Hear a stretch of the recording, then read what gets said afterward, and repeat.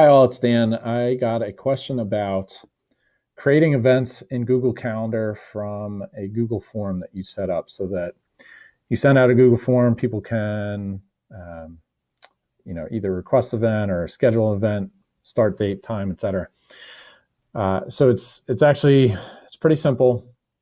Your first step is going to be to create a Google form, and you want all the possible fields that you're going to need in your calendar event. So the event title, start date and end date. And if you don't do that, it's going to be an all day plus time. Otherwise, it's going to be an all day event.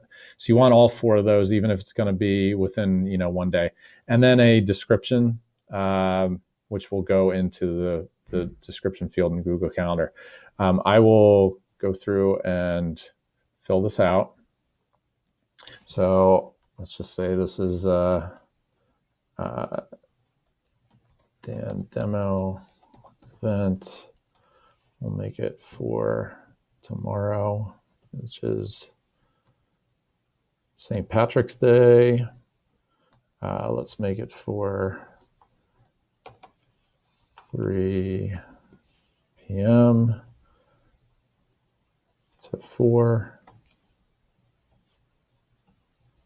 And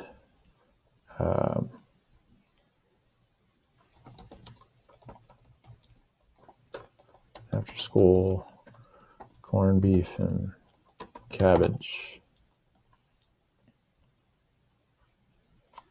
I'm sure you're probably thinking of scheduling other kinds of events, but there you have it. And within our form, I've done this a couple times. So you've got your responses. You're going to open the spreadsheet, and here are our responses. Now, this is where you really have to make sure you set things up correctly. Once you set up that form, before anyone's even submitted anything, you're going to go to add-ons. You're going to go to get add-ons. It's going to take you to the Chrome Web Store, the add-on store, and you're going to search for Calendar Events Creator. It's going to ask you a couple things. Just say yes or give permission. And then that'll be in your add-ons. And you're going to go to Setup, and you're going to get this right sidebar here. And all you're really doing is then making sure that your questions from your Google form correspond to the right parts of the Google Calendar events. So the top one is a drop down. What is going to be the title of the event? I already had event title there. Start date, all of these are drop downs. So start date, time, end date, time, make sure they correspond to the right columns. You're going to select your calendar that you want the events to be created in. I didn't select location, but that could be something that you create in your Google form. And then note is the only one you want to make sure. If you want a description, you want to make sure that the description field or column rather is noted in this field here. There's no drop down there. If you hit select, I think it automatically selects column A. You just change it to whatever column. And then to automatically create events, when the form is submitted, make sure this box is checked off. And then as people submit events in the Google form, those things will be created. So you're going to hit apply. And then I will pull up my Google Calendar because I submitted that form. So we should see a 3 o'clock event for some corned beef and cabbage on Friday the 17th. Already submitted because I already submitted that event on the Google form. And then once that is set up,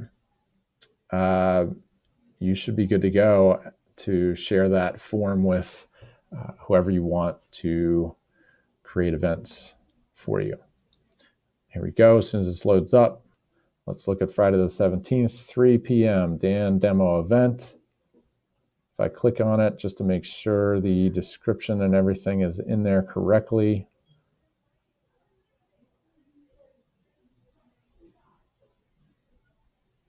You can see that the event is there. See, I've done this a couple times. Demo is in there already.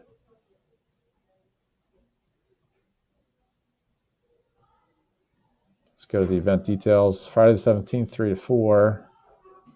Let's just make sure the description is correct when we go to the event.